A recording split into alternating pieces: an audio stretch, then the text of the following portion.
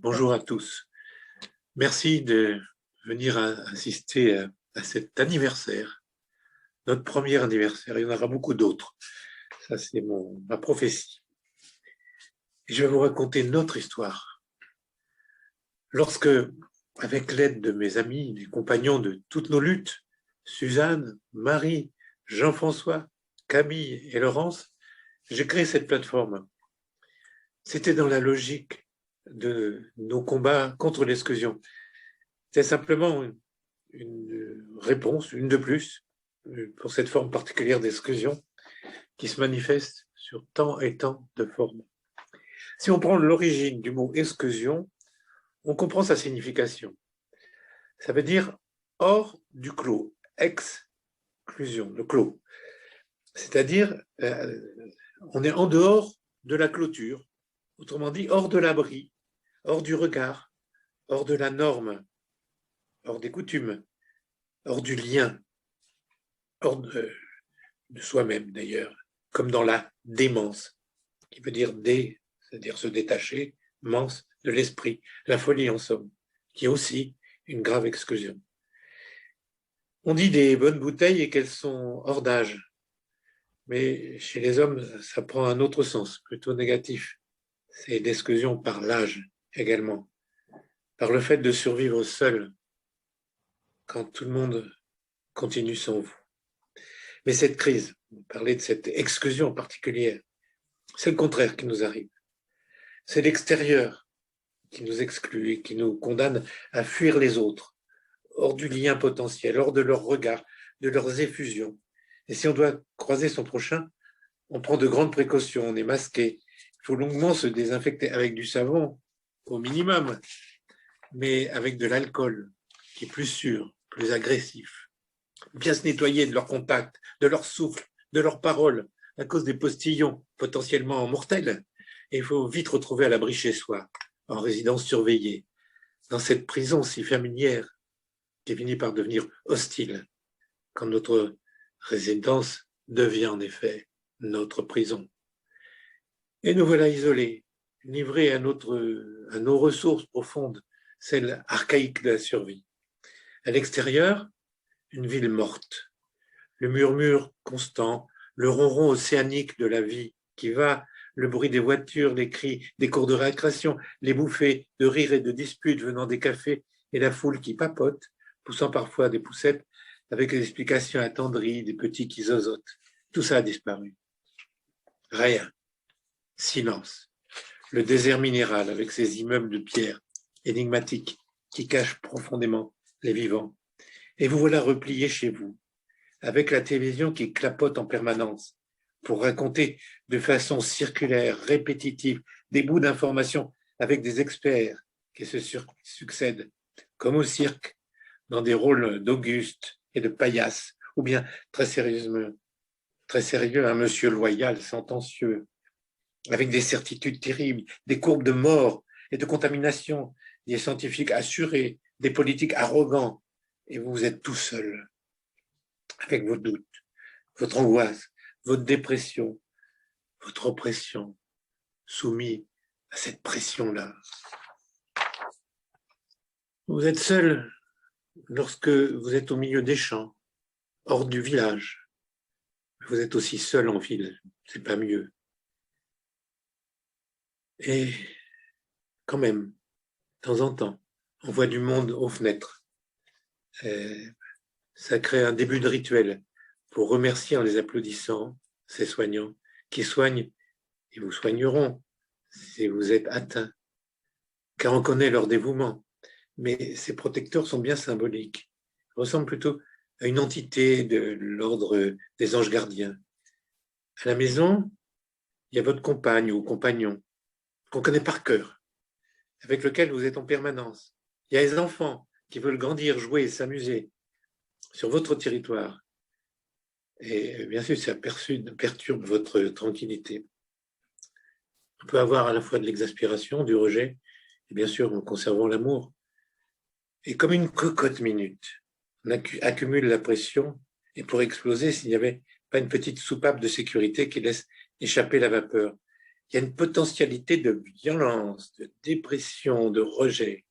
Oui, bien sûr, le gouvernement et les associations ont créé des plateformes, heureusement d'ailleurs, pour donner des conseils, pour parler. Mais il faut savoir que 70% des personnes âgées de plus de 75 ans sont aussi exclues du web. Ils ne connaissent pas ce genre d'outils et ne s'en servent pas dans la vie quotidienne. C'est comme ça qu'on a créé cette plateforme téléphonique avec mes chers amis, mes chers compagnons. Et ça a été une belle aventure, mais c'est une difficile conquête. La plateforme, vous la connaissez bien sûr, c'est le 0819 00 00. Pourquoi 19 ? 19, comme le Covid-19, celui de l'année 2019, où il commençait à se répandre dans le monde. Qu'est-ce qu'il faut ? Il faut recruter des bénévoles, former des équipes pour décrocher, mais décrocher vite, le plus vite possible, plus vite encore que le SAMU, décrocher ce téléphone et proposer, tout de suite après, une conversation. Les gens qui sont privés de tribune. Il n'y a plus le café d'en face où on peut raconter sa vie, non. On est condamné au silence. Une tribune pour les personnes sans tribune, privées de la parole, de l'échange empathique. Et à la lumière et au ton des phrases et des conversations, on propose une orientation médico-psychosociale, entre autres. Connaître sur tout le territoire où nous sommes implantés, c'est-à-dire sur toute la France, les possibilités d'aide de toutes sortes, depuis l'ECUM, le SAMU, le psychologue, le psychiatre, SOS médecin ou médecin généraliste. Faire le mapping de toutes les ressources des autres dispositifs, SOS Amitié par exemple, mais d'autres, tant d'autres. Alors, c'est pendant le premier confinement. Après le confinement, notre plateforme s'appellera SOS Déconfinement. Et enfin, va trouver sa forme définitive, SOS Crise, celle que nous allons vous présenter aujourd'hui. C'est une ressource, une aide, un accompagnement. Mais cette plateforme est professionnelle, engagée. Elle a pour objectif de restaurer le lien et la confiance dans un monde devenu incompréhensible et surtout indéchiffrable. Elle dit, cette plateforme, que l'exclusion doit être combattue et on peut la vaincre. Et nous pouvons franchir cette crise qui va certainement durer. Elle va durer, cette crise, contrairement à ce que les gens disent, mais qui annonce non pas le retour des jours passés, mais l'espoir d'un monde nouveau, différent, très différent, et plus humaniste, et qu'il nous reste à construire. Et ça se fera avec vous, si vous le souhaitez. Ça sera avec vous. En tout cas, merci. Je vais céder la parole maintenant à mon successeur de ce soir, pour la présentation de ces 1 an. À vous. Merci, docteur, pour cette très belle introduction. Je m'appelle Louis-Xavier Léca, j'ai la chance de diriger l'équipe salariée des transmetteurs qui porte aujourd'hui le dispositif SOS Crise. Alors ce soir, nous allons revenir ensemble sur les 12 derniers mois de cette aventure. Nous en profiterons surtout pour écouter le témoignage de celles et ceux qui font vivre cette plateforme au quotidien. Alors, enfin, et puis en conclusion, évidemment, nous prendrons un peu de hauteur et nous parlerons de notre ambition pour SOS Crise. N'hésitez pas, pendant tout le long de ce webinaire, à nous poser des questions directement dans le système de messagerie, le petit chat de Zoom. On est une équipe qui tentera de vous répondre en direct. Alors, qui de mieux, finalement, pour parler de cette plateforme que ceux qui en ont bénéficié? Sans plus attendre, je vous propose d'écouter le témoignage d'une de nos appelantes. Je ne savais plus où j'en étais, moi. C'est très compliqué quand même. Hein. C'était la première fois que j'étais confronté à cette situation. Un jeune homme qui a décroché était déjà dans l'empathie. C'est-à-dire que j'ai senti instantanément que c'était pas quelqu'un qui faisait ses 6 heures par jour. Oui, n'inquiétez pas, je vais vous le passer. Vous voyez ce que je veux dire? C'est bonjour madame, que puis-je pour vous? Dans quel contexte? Permettez-moi de vous poser quelques questions pour que je puisse vous orienter au mieux. Vraiment, c'était un accueil chaleureux, dans l'empathie, très bien. Il me dit, est-ce que vous permettez que je vous passe un psychologue? Je dis au contraire, c'est pour ça que j'appelle. Ça, c'était très bien aussi, parce qu'il y a peut-être des gens qui veulent pas parler à des psychologues, j'en sais rien. J'ai attendu très peu de temps et je suis tombé sur une dame Elle avait manifestement de la bouteille, si je peux dire, de l'expérience, et elle m'a accueilli, elle aussi, dans avec une véritable empathie. Ça s'entend, hein, enfin, pas de secret. Je lui ai exposé les problématiques qui faisaient que j'appelais. Il m'a dit, bon, ben, écoutez, voilà, comment est-ce que vous formulez les choses? Et vous-même, comment est-ce que vous vivez ça? Enfin, vous voyez, elle a vraiment fait tout le tour pour être certaine. Ça a duré un grand moment. J'étais presque gêné de bloquer la ligne aussi longtemps. Et elle m'a dit, non, on prend le temps qu'il faut, c'est pas de souci. C'était très réconfortant. Vous savez, c'est dans ces problèmes, ce qui est difficile, c'est de se retrouver seul face à quelque chose d'angoissant. Et là, tout d'un coup, je n'étais plus seul. J'étais avec quelqu'un qui manifestement savait de quoi il parlait et qui m'a expliqué comment faire le tri entre une expression de son désespoir et une éventuelle annonce d'un passage à l'acte. Elle a expliqué ça à une profane de façon très très intelligente. Je me suis dit bon, c'est vraiment pile poil ce qu'il faut. C'est-à-dire quelqu'un qui écoute, qui comprend et qui fait la réponse la plus adaptée. C'est la différence entre le sur-mesure et la confection. Il faut... Alors, si nous sommes capables de répondre à toutes ces situations, dont celle que vous venez d'entendre, c'est notamment grâce à notre parcours d'intégration, notre parcours de formation des bénévoles. Alors, pour nous en dire plus, je passe la parole à Constance Lenoir, coordinatrice de la plateforme SOS Crise, ainsi qu'à Olivier Douville, psychologue clinicien et psychanalyste bénévole sur la plateforme. Merci Louis-Xavier. Être bénévole à SOS Crise, ce n'est pas tenir une permanence puis repartir, c'est faire vivre collectivement cette ligne d'écoute, d'information, d'accompagnement et d'orientation. C'est pourquoi l'accompagnement et la formation des bénévoles tout au long de leur engagement est essentiel. Cela commence par une formation initiale pour nos futurs bénévoles afin de les accompagner dans leur écoute. Elle est complétée par du parrainage. Chaque nouveau bénévole a un parrain ou une marraine parmi les écoutants qui s'assure de sa bonne intégration et un interlocuteur privilégié en raison de son expérience et sa connaissance de SOS Crise. Puis cela se poursuit par une formation continue et un accompagnement permanent dans l'idée de créer du lien entre les bénévoles malgré la distance et le fait que chacun assure l'écoute de chez lui. Et cet accompagnement, il comporte plusieurs volets. Par exemple, la mise à disposition de fiches techniques réalisées par le conseil scientifique de SOS Crise sur des thèmes très variés. Les violences, le deuil, l'écoute et la réorientation. À ça s'ajoutent des débriefings quotidiens pour permettre aux écoutants un espace de parole et d'échange. Des réunions hebdomadaires pour réfléchir collectivement à des orientations selon les situations des appelants, des formations thématiques aussi, selon les besoins exprimés par les écoutants. La dernière en date portait sur les addictions. Et le dernier point, c'est des supervisions proposées 2 fois par semaine et qui sont animées par Olivier Douville, qui accompagne SOS Crise depuis sa création et à qui je laisse la parole. Très bien. Voilà. Oui, c'est pour moi une grande chance d'être avec vous et de faire ces supervisions. Depuis le début de cette plateforme, et maintenant qu'elle a trouvé son intitulé décisif et définitif, je pense, nous avons...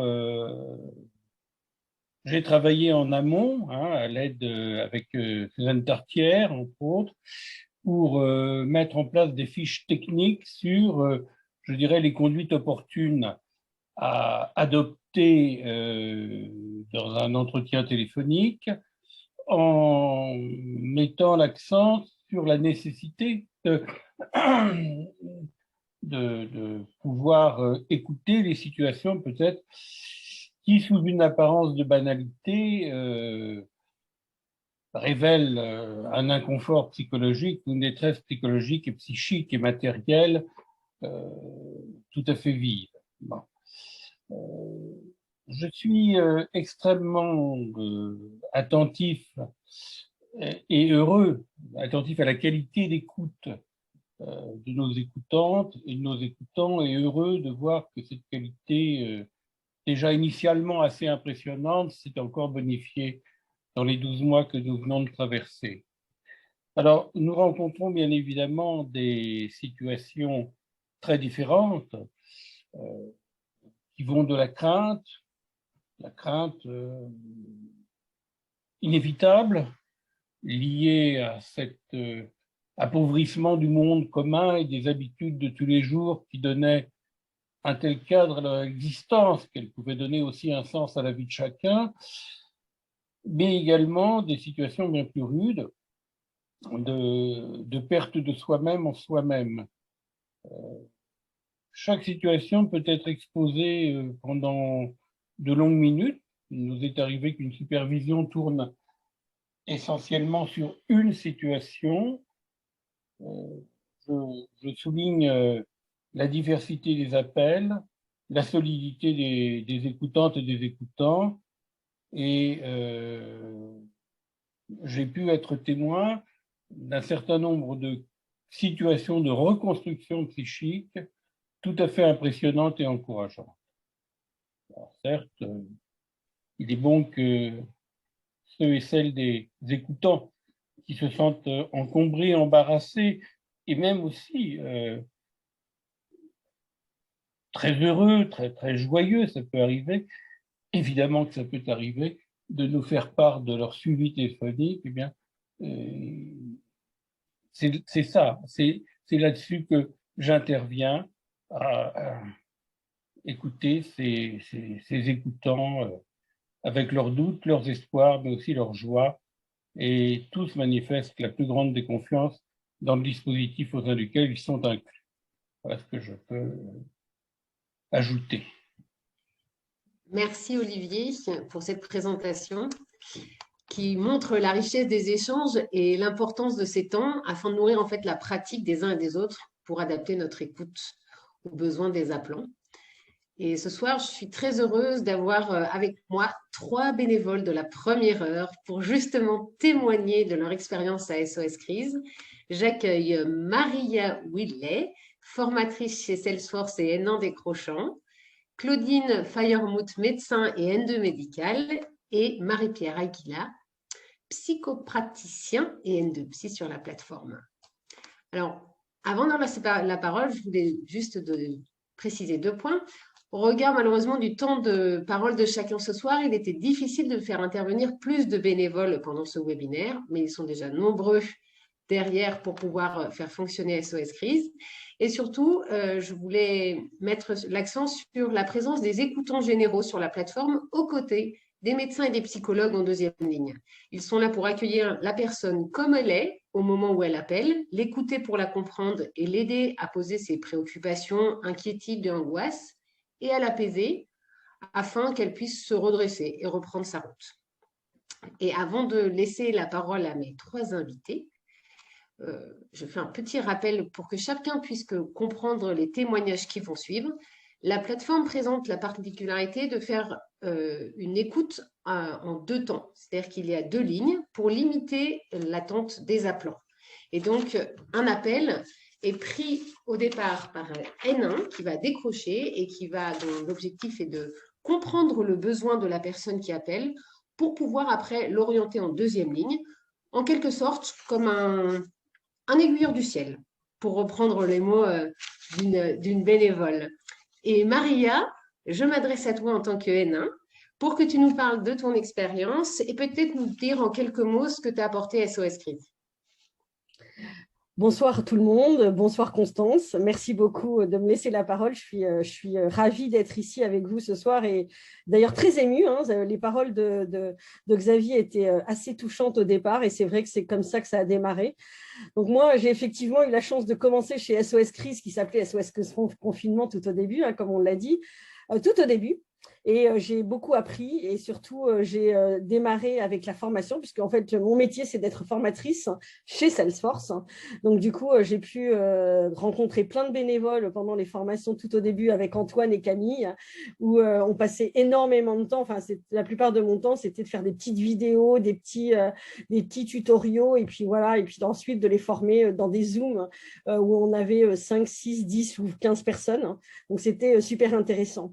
On était les pionniers, donc on ne savait pas trop comment ça allait se passer, hein, comme on a dit. Et moi, j'ai eu la chance d'être N1. Et N1, comme tu l'as dit, Constance, je prends les appels. Et je le fais toujours d'ailleurs. 2 ou 3 fois par semaine, je le fais.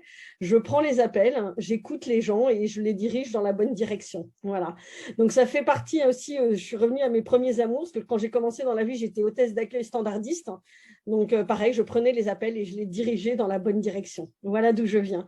Alors, ma spécialité, c'est ni psychologue ni médecin, c'est juste la prise d'appel, d'accord, et la direction. Donc, je suis l'aiguilleur du ciel. Et je trouve ça plutôt pas mal parce qu'on apprend beaucoup de choses. On apprend beaucoup de choses en étant près des médecins et près des psychologues. Et surtout, par mon métier, parce que je suis aussi manager, j'ai appris quelque chose de très, très important, c'est de savoir écouter et savoir écouter, même si ce n'est pas mon rôle sur la plateforme première, enfin sur SOS Crise, ce n'est pas mon rôle d'écouter. Je suis quand même la première qui le reçoive et si je n'ai pas mon petit sourire au téléphone, comme je peux l'avoir tout le temps, ils l'entendront forcément et derrière ne seront pas forcément au bon endroit. On l'a vu tout à l'heure sur l'écoutante, elle disait j'ai été bien accueillie et derrière on a su me diriger. Donc voilà. Donc ça, c'est notre métier de N1, Constance. Merci Maria pour ce beau témoignage. Je me tourne maintenant vers Claudine et je voulais voir avec toi, est-ce que tu peux nous parler un petit peu plus de ton rôle en tant qu'écoutant médical sur la plateforme et peut-être nous dire comment ton expérience a changé ta manière d'écouter. Oui, bonsoir. Alors, simplement, je voulais dire qu'après une carrière de médecin anesthésiste réanimateur, j'ai rejoint l'association des transmetteurs pour une nouvelle aventure et tout naturellement, l'association, la plateforme à ses débuts. Alors, le rôle du médecin dans SOS Crise, c'est bien sûr écouter, conseiller, guider, orienter, rassurer, sans trop inquiéter. Bien sûr, on a besoin d'une démarche diagnostique, c'est nécessaire, mais il ne faut surtout pas se substituer au médecin traitant. Il est là pour faire les bilans, pour traiter. Nous, on doit absolument renforcer la confiance qu'ont les patients à son égard. Alors, les appels les plus fréquents en ce moment, c'est bien sûr le Covid, c'est les vaccins, c'est les cas contacts, beaucoup en ce moment parce que c'est le sujet le plus inquiétant. Parfois la symptomatologie, c'est nous est arrivé d'appeler le 15, de demander aux patients d'appeler le 15 devant une toux persistante, même une dyspnée qu'ils entendaient au téléphone. Ce qu'il faut faire pour s'aider, on a besoin des recommandations et on se sert bien sûr des recommandations de l'HAS, du Collège de médecine, des différentes sociétés exactement. Ce que m'a apporté la plateforme, c'est un formidable enrichissement. Bon, on a des échanges réguliers avec des psychiatres, des psychothérapeutes, des psychologues, des écoutants, des N1 comme Maria. Et on a appris beaucoup. Moi, j'ai appris beaucoup avec eux, surtout lors des échanges. Quelqu'un qui m'a appris beaucoup, c'est Olivier Douville. Bon, au début, il m'a beaucoup intimidée et j'avais l'impression d'être la petite externe devant le grand patron, très ignorante. Mais finalement, il m'a rassurée et nous avons eu des échanges quand même super intéressants. L'avantage de la plateforme, c'est qu'on n'est jamais seul. On a un superviseur, des superviseurs, et toujours, bon, j'allais dire presque maman Constance, en permanence là, si jamais il y a un gag. Merci, je remercie tout le monde. Merci Claudine. Et pour finir notre petit tour de table virtuel, je vais laisser la parole à Marie-Pierre. Est-ce que tu pourrais nous dire si ton écoute en tant que psychopraticien sur la plateforme a évolué, à ton avis, pourquoi? Oui, je crois que mon écoute a évolué de par la structure même et l'objectif de la plateforme. Nous ne sommes pas là pour poser un diagnostic. Quand quelqu'un vient me voir, le diagnostic va être important parce qu'il va me permettre de mettre en place un suivi. Là, on va pas avoir de suivi. Il y a des gens que je vais avoir peut-être un quart d'heure, 20 minutes et qui vont simplement déposer leurs paroles ou leur silence. Et ça a beaucoup changé ma pratique parce que on n'écoute pas dans l'urgence comme on écoute dans le confort. Et le travail en équipe m'a permis aussi, parce que je commence à avoir de la bouteille, comme on dit, de retrouver les échanges passionnants avec des gens qui sont d'univers différents, des médecins, des sophrologues, des art-thérapeutes, mais aussi des gens qui ont travaillé dans le marketing, qui ont travaillé ou qui continuent à travailler aujourd'hui dans la vente et qui ont décidé de donner leur temps à la plateforme. Cette richesse, ça donne l'impression, dans un univers où on est confiné, que l'on va dans un grand centre d'accueil tous les jours. Et donc, pour moi, c'est une belle expérience de vie. J'ai beaucoup appris aussi avec Olivier, parce que l'écoute des écoutants me paraît très importante pour qu'on puisse offrir à tout le monde, finalement, une écoute identique, même si on est totalement différent. Ça nous permet, comme ça, de pouvoir avoir un cœur d'objectif, de partager le même langage et de permettre aux écoutants de se sentir conduits par une équipe. Moi aussi, il me fiche un peu les chocottes au début. Mais ça va mieux. Et puis, moi, je voudrais dire qu'on a toutes sortes d'appels, du coup de mou à la grande détresse psychique. Et qu'on n'est pas là pour mettre une étiquette. Ce sont des voix qui nous appellent, ce sont des mots qui sont déposés. C'est presque un lieu sacré. Et je trouve ça sacrément beau dans une société qui ne donne plus la place à la parole. Et cette écoute, je vais vous raconter juste une très courte anecdote.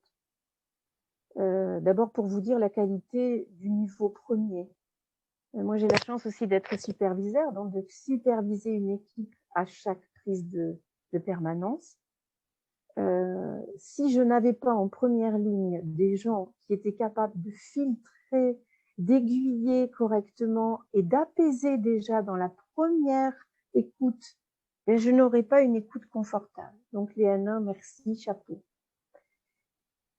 Et un jour, une dame appelle. Le N1 lui avait demandé son prénom et elle avait dit Suzanne. Je prends l'appel et comme cette dame avait donné son prénom, puisque l'anonymat est une des bases de notre plateforme, eh bien, je lui dis bonjour Suzanne. Et là, j'ai un silence extrêmement grand, extrêmement puissant. Et elle me dit, je ne me souvenais plus que je m'appelais comme ça parce que ça fait des années que je n'ai pas entendu mon prénom. Eh bien, on peut appeler aussi, rien que pour s'entendre, appeler et redevenir un peu vivant. Voilà, c'est ça la plateforme. Oui, bah, au nom de toute l'équipe, un grand merci, hein, bien évidemment. C'est grâce à votre engagement, c'est grâce à votre mobilisation du quotidien qu'on a eu aussi tous ces résultats et qu'on peut aujourd'hui, sans rougir, vous présenter notre bilan opérationnel à 1 an. À cet effet, je cède la parole à Antoine Butiquaire, qui est responsable des opérations et de l'impact à l'association Les Transmetteurs, ainsi qu'à Constance Lenoir à nouveau. Alors, l'objectif n'est pas de vous perdre dans des chiffres dans tous les sens, mais si vous devez en garder 3 en tête, ce seraient les suivants. Plus de 16 700 appels traités en 1 an d'existence, afin donc de répondre à des appelants dans la détresse. 75 bénévoles actifs, dont la moitié sont présents depuis le début de l'aventure, et bien sûr 2 nouveaux arrivants en cours de formation. Et enfin, 1400 relais recensés. Donc, parmi les appelants, sur les données statistiques dont nous disposons, 60% sont des femmes. Concernant l'âge et le type des appels, il y a une évolution depuis la création de SOS Crise. Au lancement de la plateforme, les appelants étaient plutôt des personnes âgées, seules, isolées, perdues par le confinement et dans l'impossibilité de pouvoir entrer en relation avec les autres. Mais la crise sanitaire et sociale perdurant, les appelants ont rajeuni et contactent maintenant la plateforme avec des problèmes existentiels qui ont un rapport ténu avec la Covid. Ils appellent en fait pour maintenir un lien avec quelqu'un qui peut les écouter, mais aussi les aiguiller dans leur orientation. Le mal-être est plus profond, on va dire. Par ailleurs, pour les questions adressées aux médecins, là encore, elles ont évolué. Au début, on était sur des questions beaucoup de cas contacts, de symptômes. Maintenant, on s'interroge sur la vaccination, ses conséquences, sur les variants. Et afin de pouvoir proposer des orientations adaptées aux besoins des appelants, il est nécessaire en fait d'avoir des relais.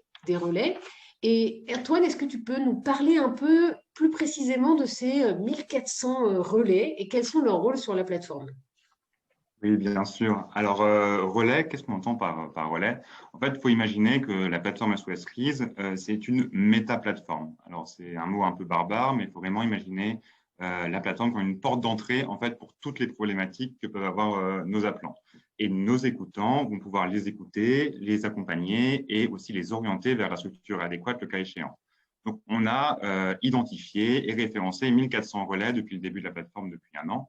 Donc, c'est un travail assez immense d'une équipe qui était dédiée à ce travail au début, qui a été gérée par Valérie. Je vous remercie. Donc, voilà, l'idée, c'était de référencer les relais au niveau national au départ, c'est-à-dire les contacter par téléphone, envoyer par mail, vérifier la qualité de leurs réponses, que ce n'est pas une boîte vocale qui vous répond sans jamais être appelé, vérifier leurs horaires, vérifier en fait la thématique sur lesquelles ils peuvent répondre. Donc, ça a vraiment permis en fait de faire une qualité de l'orientation et on essaye toujours d'améliorer ce maillage, en chercher maintenant au niveau des régions, au niveau des départements, pour avoir vraiment des relais de plus en plus précis et d'une territorialité beaucoup plus précise.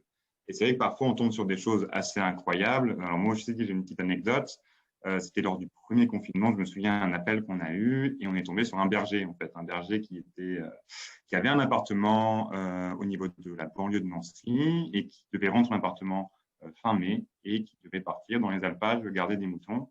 Et patatras, confinement, donc il n'avait plus de travail en fait. Il n'avait plus aucune ressource. Il allait finir à la rue fin mai.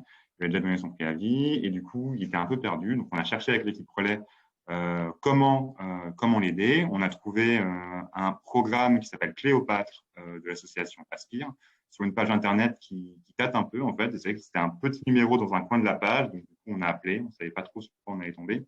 Et là, il y a un berger retraité qui a décroché, en fait, et très gentiment, il m'a expliqué que c'était vraiment un réseau de bergers retraités solidaires qui était disponible pour tous les bergers qui étaient un peu seuls dans les alpages, qui s'ennuyaient, qui avaient besoin de parler, qui avaient traversé un petit moment de déprime et qui pouvaient aussi lui trouver peut-être un travail à notre berger à nous. Donc, on l'a mis en relation et alors on n'a pas eu de nouvelles depuis.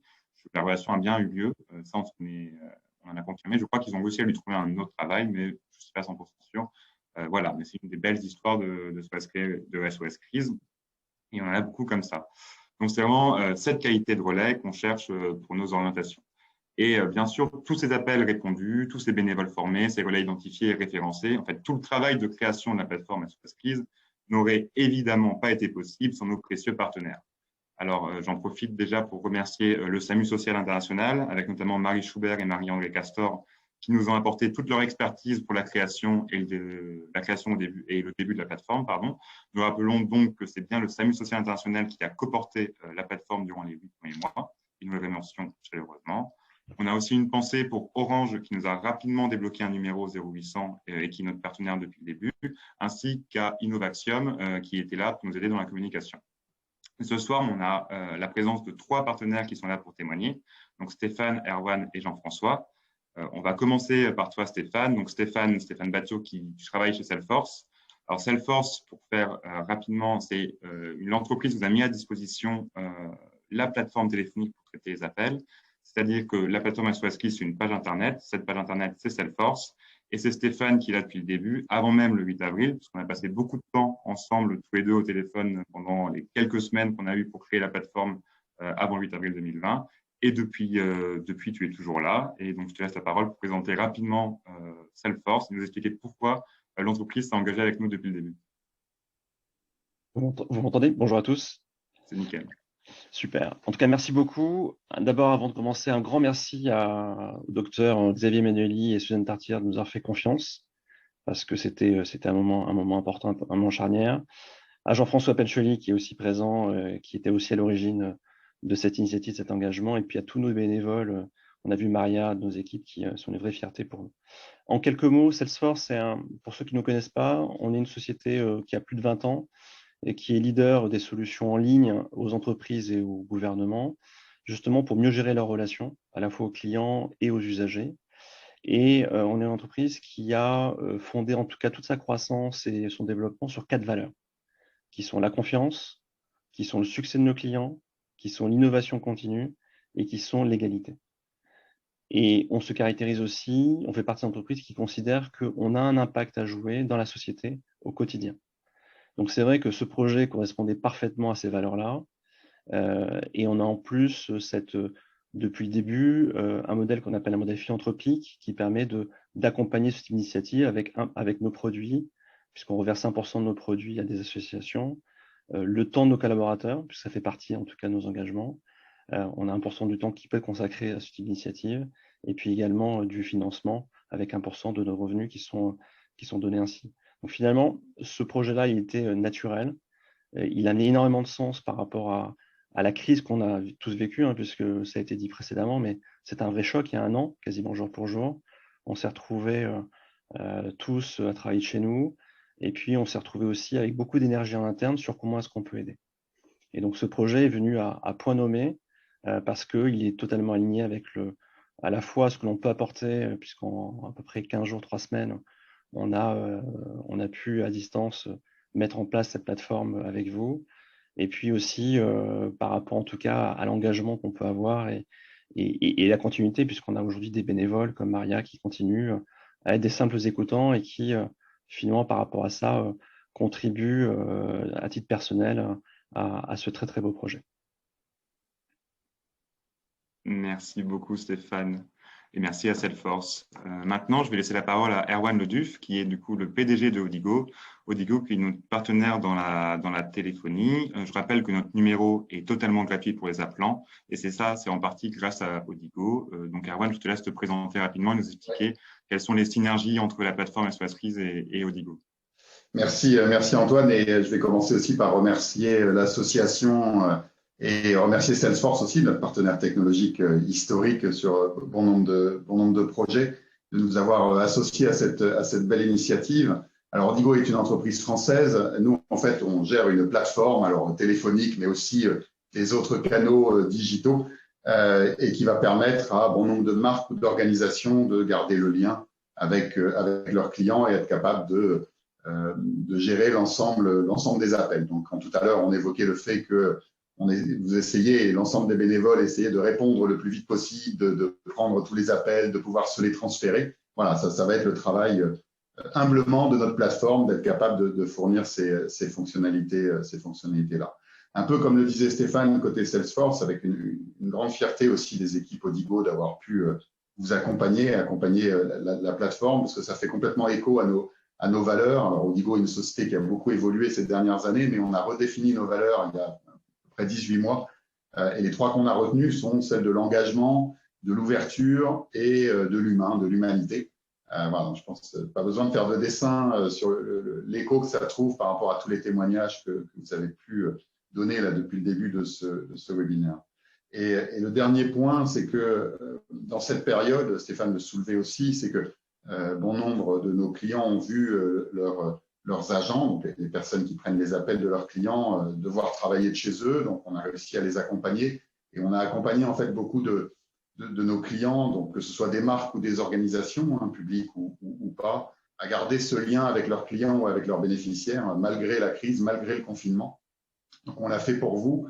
mais on a eu aussi le plaisir de le faire pour l'assurance maladie, par exemple, qui est un de nos grands clients et qui a vu aussi 50% d'appels supplémentaires sur toute la période, ou la PHP ou un certain nombre d'autres acteurs. Et là aussi, une grande fierté des équipes Odigo d'avoir pu le faire et d'avoir mis leur expertise et leur engagement pour monter des plateformes telles que SOS Crise en quelques heures ou quelques jours au démarrage pour être d'aplomb le plus vite possible. Je pense qu'elles s'en souviennent encore. Voilà, et on a vraiment à cœur comme j'ai pu l'échanger aussi avec Louis-Xavier, de vous accompagner aussi pour la suite. Je pense qu'on partagera peut-être tous ensemble l'ambition de la plateforme plus tard. Voilà, si on peut apporter notre petite pierre technologique à cet édifice, on le fera avec grand plaisir. Et donc, de nouveau, un grand merci à vous. Merci beaucoup, Erwan, et merci à Odigo.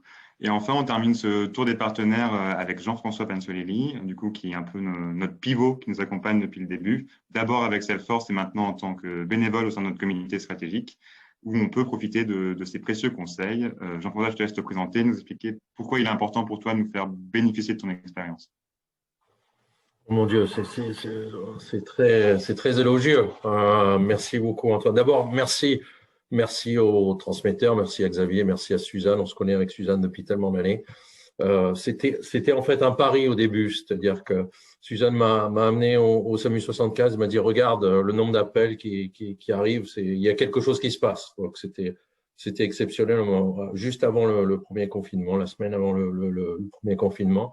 Et donc on s'est dit qu'il y avait un pari à prendre sur ces quelques jours pour réagir face à la détresse qui n'était pas une détresse uniquement médicale comme on le disait, mais une détresse psychologique et puis une détresse du quotidien.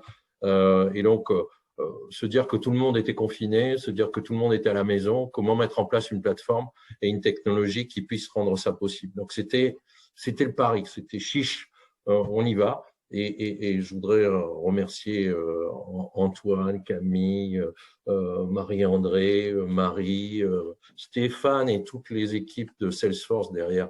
Stéphane, comme il le dit, Maria est là, mais il y en a bien d'autres. Et ça a été fantastique parce que en un temps record, c'est ça qu'il faut reconnaître dans cette histoire et dans cette aventure, on a été capable de faire des choses fantastiques et d'être là un an après. Donc voilà, c'est mon témoignage qui est plus celui d'une folle histoire qui est technologique, bien évidemment, et même si on sait que tous ces appelants sont parfois exclus de la technologie a permis quand même de créer ce lien entre des appelants et des écoutants et de permettre de dérouler ce que tu évoquais, Antoine, c'est-à-dire toute cette connaissance que vous avez agrégée pour orienter les gens vers des ressources, donc en tant que méta-plateforme. Donc, encore une fois, 1000 fois merci, parce que ça a été une expérience forte, comme on dit. Un grand merci à toi. Ouais, vous l'aurez compris, cette plateforme a déjà répondu finalement aux besoins de milliers de Français. Elle a su s'adapter aux évolutions de la crise sanitaire. Aujourd'hui, on compte bien la pérenniser. On compte bien répondre aux défis futurs qui vont arriver. Alors, pour nous en parler finalement de cet avenir, je vais redonner la parole au docteur Emmanueli, que je ne présente plus, ainsi qu'au docteur Suzanne Tartière, qui est cofondatrice des transmetteurs et secrétaire générale.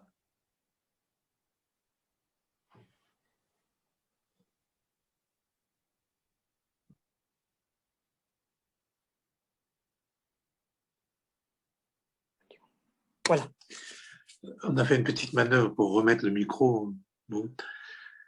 Simplement, avec cet outil, on a créé une fonction nouvelle dans la société.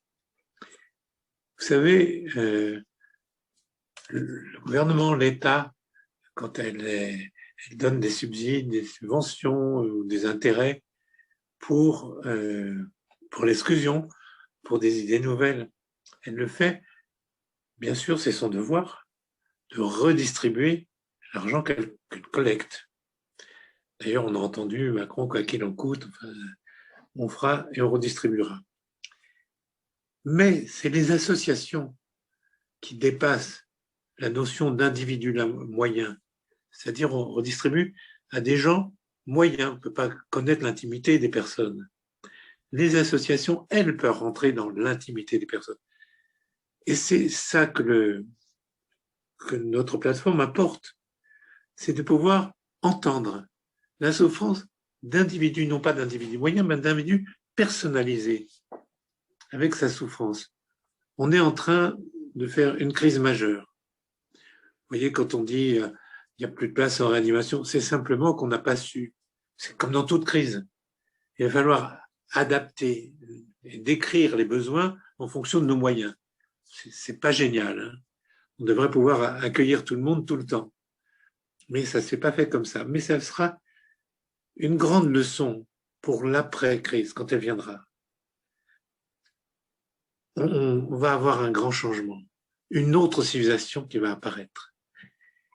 Il faut continuer à avoir notre expérience. Ce qu'on fait, c'est que on fait à nos bénévoles, à ceux qui animent la plateforme, on leur fait des formations et on fait des conférences générales sur la médecine du travail, sur le médecin général, la généraliste, sur le vaccin, sur tout. Il faut former les soldats du futur, les soldats sociaux. Et la plateforme, c'est nos exercices pour l'après. On rend service en vraie grandeur, en live, comme on pourrait dire. Pendant qu'on rend service aux gens, on affûte notre expérience pour l'après-crise.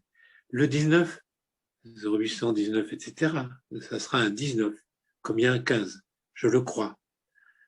Mon ami Boris, celui de la résilience, et dit souvent que, quoi qu'il arrive, on va changer de civilisation. La plateforme le prouve et le dit. Les gens en ont marre d'être des numéros, d'être des maladies plutôt que des malades, d'être des UJAD ou des utilisateurs. Ils veulent être une personne. Une personne. Et curieusement, c'est avec la plus haute technologie qu'on redécouvre, pas le baratin sur le lien, que des gens ont une voix et qui veulent dire quelque chose, et chaque voix est différente. Et donc, voilà pourquoi cette plateforme est importante, voilà pourquoi j'en suis très fier. Maintenant, Suzanne va prendre ma suite, elle va expliquer. Merci Xavier, mais je ne vais rien expliquer du tout. Simplement, Xavier, tu es toujours là? Je suis là, t'inquiète pas. Non, c'est vrai que j'ai entendu des mots très forts qui m'ont vraiment touché. J'ai entendu sur mesure, et c'est vrai que cette écoute sur mesure me touche. Formidable enrichissement aussi, jamais seul. Et c'est vrai qu'on est seul chez soi, mais on n'est jamais isolé non plus sur cette plateforme. On a parlé de richesse des échanges, de personnalités issues de mondes différents, de belles expériences de vie. Et c'est vrai que tous ces mots m'ont touché. C'est vrai, comme disait Jean-François, une rencontre improbable. Et puis Xavier qui dit, vas-y fonce, c'est une super idée. Et on y est arrivé. C'était pas évident. On va trouver notre place. Comment dirais-je, on pousse les murs. Au début, on était réservé surtout au no-web à ces personnes âgées, mais notre public s'est élargi. Et je crois qu'on va créer des liens avec toutes les structures. Je pense qu'on est à l'aube de quelque chose de vraiment fascinant. On nous regarde. C'est vrai que oser dire qu'on aura le 19, eh ben j'aurais, pourquoi pas. Ce sera un numéro encore plus facile à retenir et qui sera le numéro de cette écoute. On fera quelque chose que personne ne sait faire ou personne ne veut faire.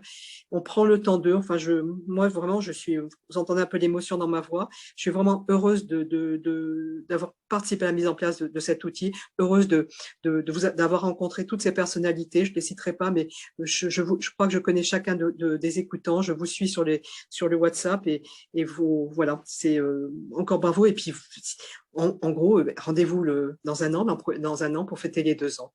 Voilà. Bon, et on est arrivé à tenir les temps. Et puis, je voudrais remercier l'équipe technique parce que vous avez fait un travail fantastique. C'était pas évident. C'était votre premier webinaire. Voilà, je voulais vous dire bravo parce que c'est hyper organisé. Vous avez en plus tenir les temps. Je m'étais dit, et on n'aura plus de temps, donc j'aurais juste 30 secondes. Et ben non, j'aurais fait préparer mieux mon discours. Vous avez bien tenu les temps et c'est encore bravo. Et puis, à bientôt. Merci Suzanne, il n'y a pas meilleure conclusion. Alors, on a essayé de répondre aux questions qui ont été mises sur le petit chat en direct. Bien évidemment, si vous avez besoin de plus d'informations, rendez-vous sur notre site internet, www.lestransmetteurs.org. /SOScrise. N'hésitez pas non plus à nous contacter directement par email à soscrise@lestransmetteurs.org. Alors, ce webinaire a été filmé. Si vous êtes arrivé en cours de route, n'ayez crainte, il sera mis sur tous les bons réseaux sociaux. N'hésitez pas d'ailleurs à nous suivre sur les réseaux sociaux. Et comme Suzanne, on remercie évidemment toute l'équipe, tous les intervenants. Un grand merci particulier à Manon Schaffel qui a organisé ce webinaire depuis plusieurs semaines. Et puis, excellente soirée à vous. On vous laisse comme promis un petit peu avant 19h. Au revoir.